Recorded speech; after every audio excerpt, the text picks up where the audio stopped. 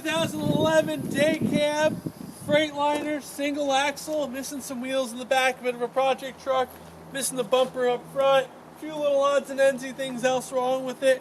Pintle hook out the back, nice feature some folks are looking for. This is a 2011, so it does have your emission standards on it.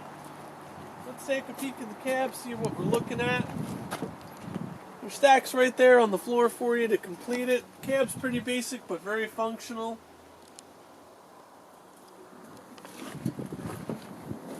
Detroit underneath the hood, making the usual 410, fuller 10 speed behind that.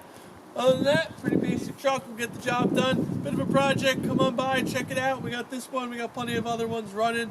We got some parts ones, lots of good options for you. Come visit us at TRO and see everything we got going on, and we look forward to seeing you on down the road.